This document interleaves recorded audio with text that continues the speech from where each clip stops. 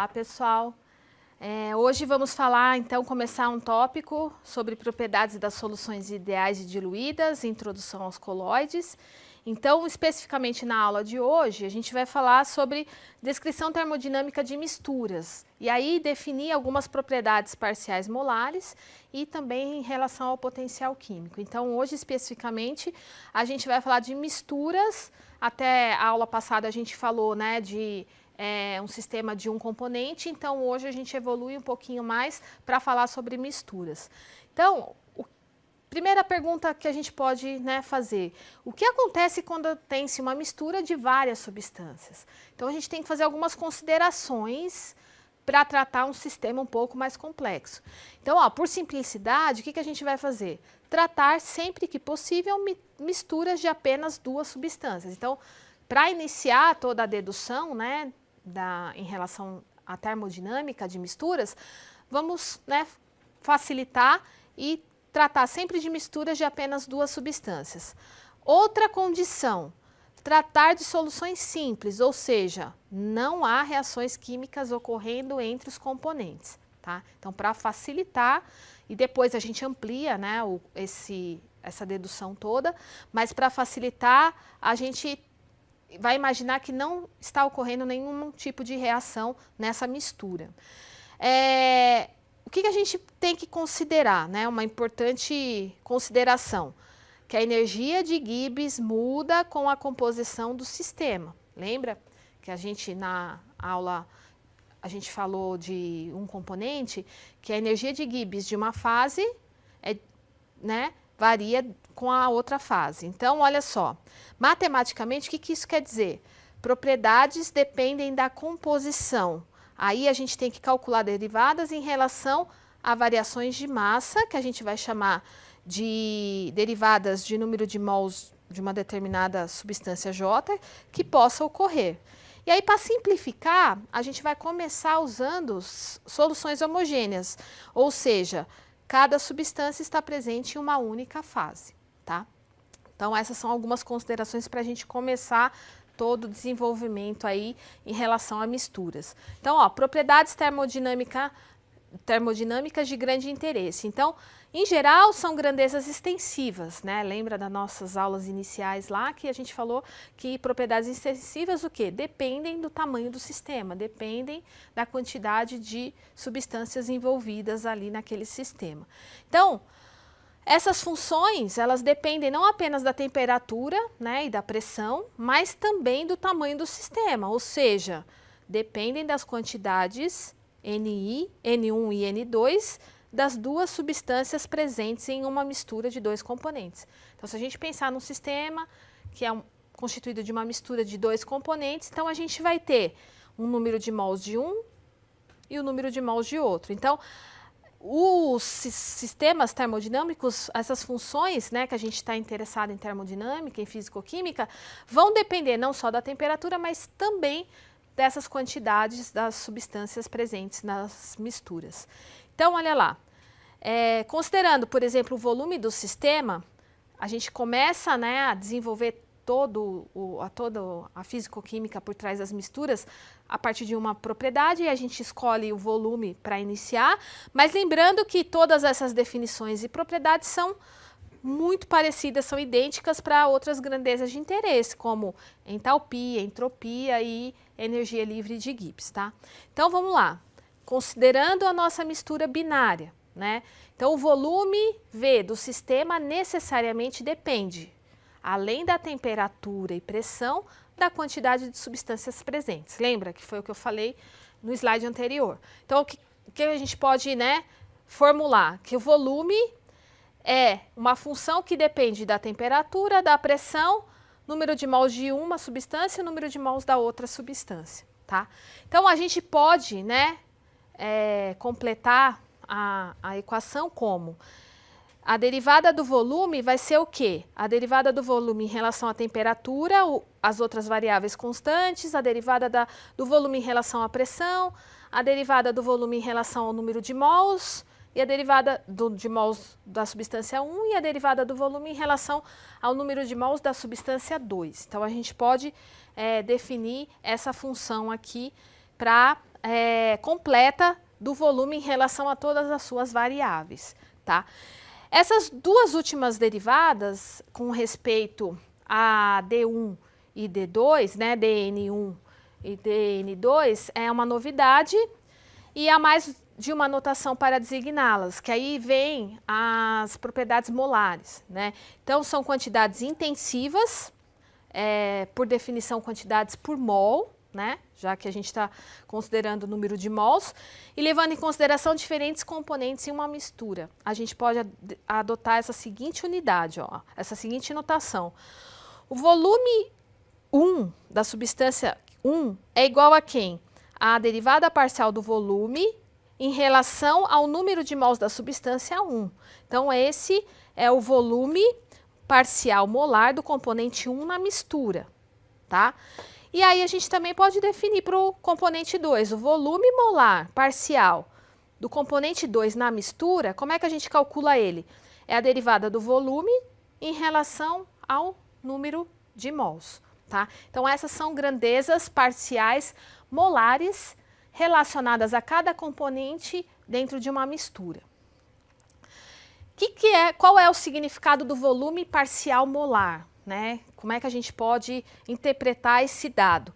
Então, a gente pode generalizar, né, a definição como o volume de um componente J é igual à derivada parcial do volume em relação ao número de mols de J e com as outras variáveis constantes. Então, se a gente fizer um gráfico, né, de a quantidade do componente A em relação ao volume, a gente tira exatamente pelas inclinações aqui do gráfico o volume molar parcial daquele componente naquela mistura, tá? Então, isso é bastante importante para a gente definir a participação dos componentes dentro daquela mistura, tá?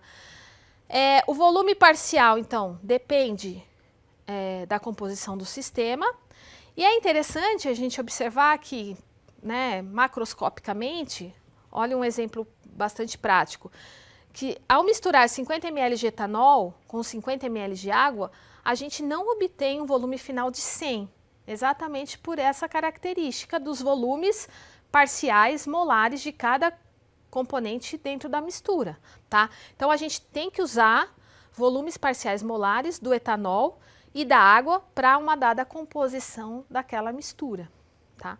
Então, o volume parcial molar, ele depende das interações moleculares entre diferentes substâncias presentes naquela mistura. Então, por isso, a gente tem essa definição específica de volume molar parcial de cada componente dentro da mistura, tá? Agora, vamos pensar que a gente tem uma solução contendo N1 mols do componente 1 e N2 mols do componente 2, né? Como a gente já vem falando desde o início. Do mesmo jeito que a gente fez para o volume, a gente pode fazer para quem? Para a energia livre de Gibbs. Então, olha lá, a energia, o G, é uma função de quem? Temperatura, pressão, número de mols de 1 e número de mols de 2. Então, se a gente fizer a mesma dedução, a gente vai ter aqui quem? A derivada da energia livre de Gibbs vai ser o quê? A derivada parcial em relação à temperatura, a derivada parcial em relação à pressão, a derivada parcial em relação ao número de mols de 1 e a derivada parcial em relação ao número de mols de 2. Né? Então, a gente pode transferir todo aquele pensamento para volume aqui para energia livre de Gibbs.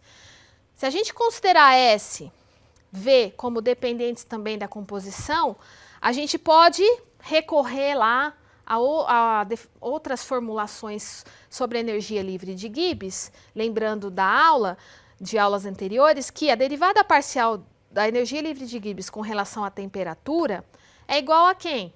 A menos ao negativo da entropia, tá? E aí, a derivada parcial da energia livre de Gibbs em relação à pressão é exatamente quem? O volume. Então, se a gente considerar essas duas relações anteriores, e aí, né, transferindo aqui, a gente pode definir e usar, né, lembrando que o potencial químico é exatamente a energia de Gibbs molar do sistema, o que a gente pode fazer?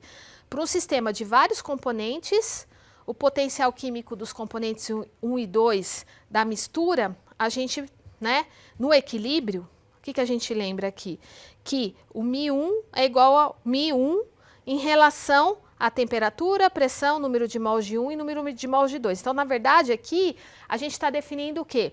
Que o potencial químico de cada um dos componentes daquela mistura também estão relacionados com temperatura, pressão, número de mols de 1 e número de mols de 2. E aí a gente pode, né, fazer a relação aqui da derivada parcial da energia livre de Gibbs em relação ao número de mols de 1. E para o componente 2, a mesma coisa, né? Vai ser o potencial químico de 2 em função das 4 variáveis.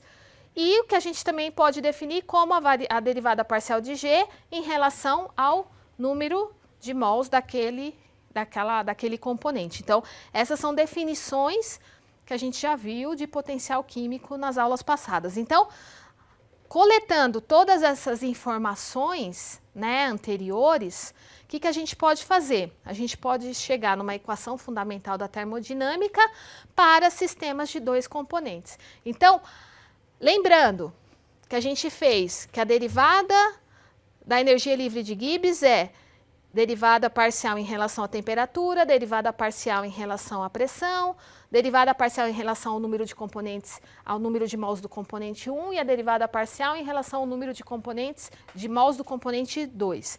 Então, fazendo a combinação das equações do slide anterior aqui dentro dessa completa, a gente chega nessa definição aqui, aonde a variação da energia livre de Gibbs de uma mistura de 2 componentes, a gente pode calcular como menos S dt mais V dP mais μ1 dN1 mais μ2 dN2. Então, se a gente estiver interessado em calcular a energia livre de Gibbs de uma mistura, a gente tem que levar em consideração essa equação aqui. A gente pode generalizar, vamos imaginar que a gente tem uma mistura com K componentes. Então, como é que vai ficar? A gente vai ter, né, e se a gente tem K componentes e a gente considerar o potencial químico para um componente específico, como J, a gente pode ter exatamente essa equação fundamental da termodinâmica para misturas de 2 componentes. Na verdade, aqui, para K componentes, uma mistura contendo K componentes. Então, olha lá, a derivada da energia livre de Gibbs se resume ao quê?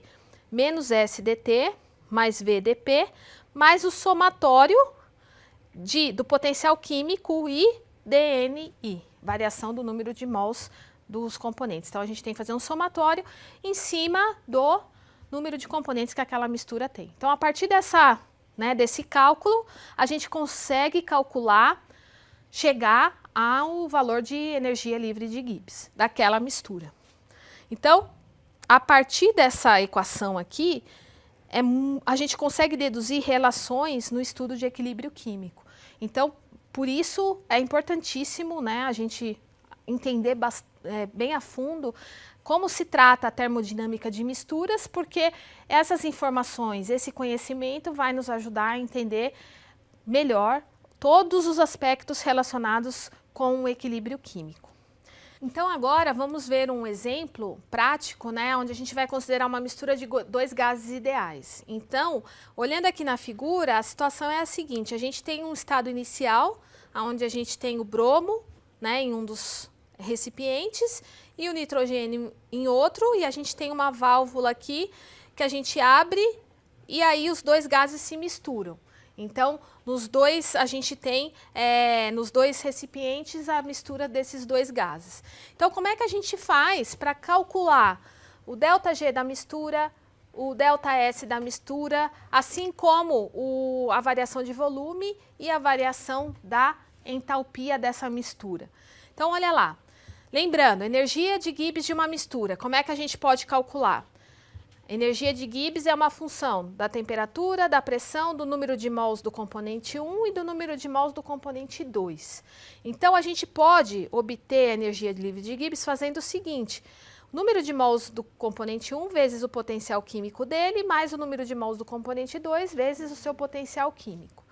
E aí, a gente substituindo esse potencial químico por essa expressão, já que a gente está considerando como gases ideais, a gente vai ter que o número de mols do componente 1 é igual ao Mi1 asterisco mais RT ln da fração molar do componente 1 na mistura, mais N2, vezes o potencial químico do componente 2 asterisco, mais RT ln da fração molar do componente 2 naquela mistura. Tá? Se a gente considerar isso, e lembrando que o estado inicial, né, a gente estava nesse estado inicial, onde os gases estavam separados, então a gente pode definir como o número de mols de 1 vezes o potencial químico de 1 asterisco mais RT ln de 1, já que sem a mistura, a fração molar desse componente é igual a 1, mais N2,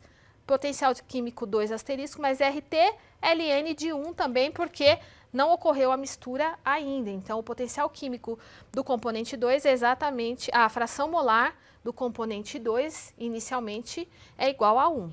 E considerando que o estado final é quem? N1, né, que é o estado final aqui da energia livre de Gibbs, a gente pode calcular como N1, o potencial químico de 1 asteriscos mais RT ln da fração, agora sim, da fração molar do componente 1 naquela mistura, mais N2, vezes o potencial químico de 2 asterisco, mais RT ln da fração molar de 2 naquela mistura. Tá? Se a gente combinar essas equações, a gente vai ter o U ΔG de mistura. E aí, a gente resume no seguinte, vai ser nRT, fração molar de 1, ln da fração molar de 1, mais fração molar de 2, ln da fração molar de 2. Então, a partir, né, de componentes separados, a gente chega na mistura, uma mistura de dois componentes. E como é que a gente calcula o ΔG, né, a energia livre de Gibbs da mistura, a partir dessa equação aqui. É interessante notar que, como x1 e x2 são frações molares, ambas são menores do que 1. Então, em uma mistura. Então, consequentemente, se a gente levar isso em consideração, o ΔG vai ser menor do que 0. O que indica, então, que, lembrando lá, que reações espontâneas apresentam ΔG menor do que 1, que é exatamente o caso aqui. A gente verifica esse processo de mistura dos dois gases ocorrendo espontaneamente, tá?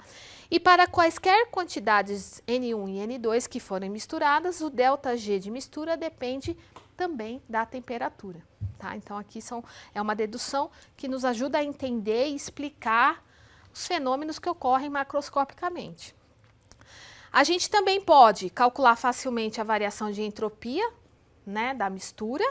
Então, lembrando que a energia livre de Gibbs varia com a temperatura e essa variação a gente chega exatamente no negativo da entropia.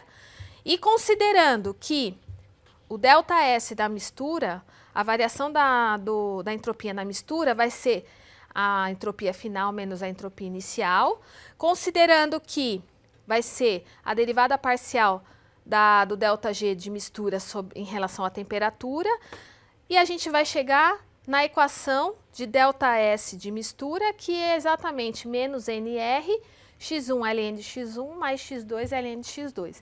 Então, se a gente tem uma mistura e quer saber a entropia desse sistema, dessa mistura, é exatamente a aplicação dessa equação aqui. E aí, analisando, a gente pode ver que, ao contrário do ΔG, o ΔS é positivo para qualquer quantidade misturada. Ou seja, após a mistura, o sistema fica mais desorganizado, já que ΔS maior do que 0 indica aumento de entropia. Nesse gráfico, é só para mostrar para vocês que a gente tem a variação, né, da fração molar de A em relação ao ΔG, a gente chega no mínimo, né, aonde se espera para reações espontâneas. Enquanto que para uma variação da fração molar de A em relação à entropia, a gente tem essa relação de que processos espontâneos, a gente tem um aumento de entropia, um ΔS maior do que zero. Então, só mostrando a aplicação de tudo isso que a gente viu no caso de misturas de 2 componentes, e a gente pode extrapolar para mais componentes. Então, a aula de hoje era isso, e aí na semana que vem a gente pode falar sobre soluções ideais e lei de Raoult.